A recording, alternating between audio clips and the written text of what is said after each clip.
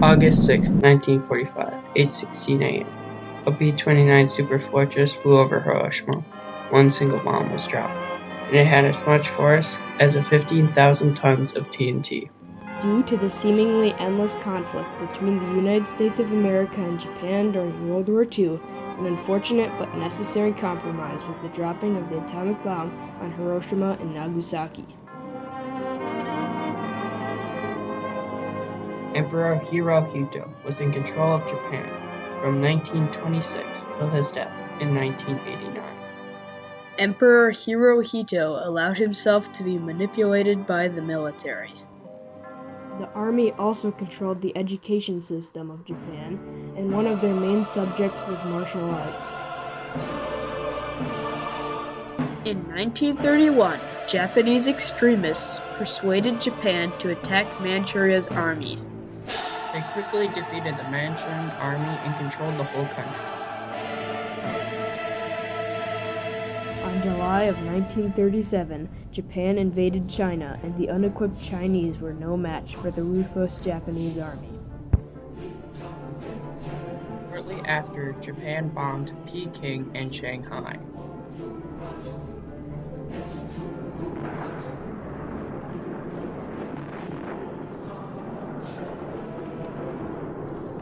In December of 1937, in Nanjing, the Japanese army massacred more than 200,000 Chinese citizens in cold blood.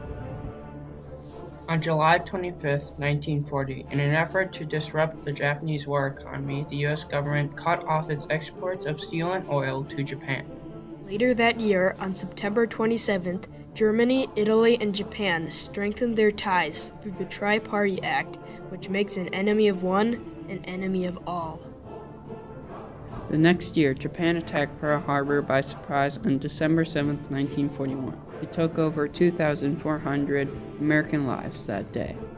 The very next day, the United States and Britain formally declared war on Japan. As expected, Germany and Italy sided with Japan and declared war on the United States. Within a few weeks, Japan started attacking other Pacific islands.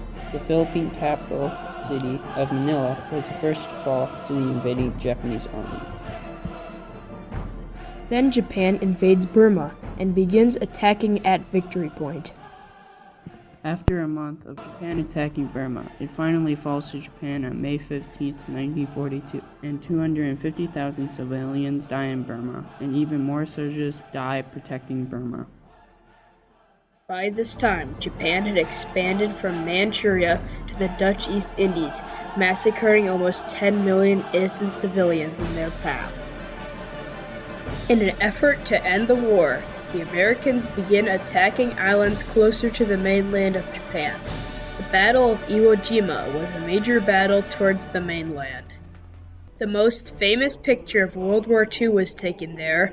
A small group of Marines on Mount Suribachi raised the Stars and Stripes and declared victory. Another major battle that happened with the United States and Japan during World War II was the Battle of Okinawa. The battle began on April 1st, 1945. This was the last battle before reaching the mainland of Japan. After 2 painful months of fighting, the Battle of Okinawa ended, taking the lives of 110,000 Japanese soldiers and 12,000 American troops, with a devastating 50,000 American soldiers injured. The United States won the Battle of Okinawa, and they were in striking distance of Japan's mainland.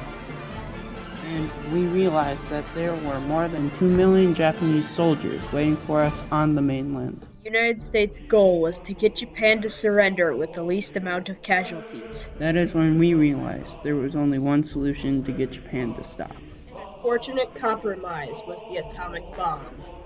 We knew that Japan would not surrender by the loss of life because of how they treated their own soldiers. We knew how ruthless Japan was from the past battles like Okinawa and Hiroshima, and how many American lives also would have been lost if we had attacked Japan by combat. So on August 6th of 1945, the United States dropped the atomic bomb named Little Boy on Hiroshima, and 80,000 Japanese people died immediately. Then 3 days later, we dropped the second bomb, named Fat Man, on Nagasaki, killing another 40,000 Japanese people. After the bombing, there was an interview on President Truman where he states, "The bomb ended the war. If we had invaded Japan, 500,000 soldiers on both sides would have been killed." We realize how devastating the bombs were, but it still doesn't justify for the nearly 10 million innocent lives taken by Japan during World War II. Then, on September 2nd of 1945, Japan surrenders. It was a great day for the US and for the world. We have been at war for 3 years. Little did we know what Japan was going to do if they had not surrendered. They planned an operation called Cherry Blossom at Night that was directed towards California. They were going to do this September 22nd of 1945, but luckily they surrendered before this terrible operation happened. Japan had fleas carrying the bubonic plague, smallpox, botulism, and anthrax, and many other deadly diseases. They were testing this chemical warfare in a place called Unit 731. In this unit, these poorly trained doctors would do autopsies on living patients that they called logs and inject diseases into them to see the outcome. Japan did not just test these chemicals on prisoners of war, but on anyone they could find. They tested them on women and children, they estimating a devastating 35,000 victims killed in Unit 731. We're going to have 5 submarines filled with these diseases and send them over by hot air balloons.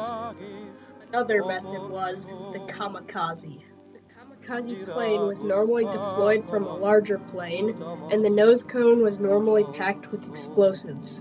The door was locked from the outside, and there were no landing gears on the plane. Instead of explosives, they put the diseases in the nose cones of the planes. When the balloon or plane would hit the ground, it would release these chemical-injected fleas that would attract rats, and the fleas would attach to the rats. Then the rats would carry the fleas to populated areas.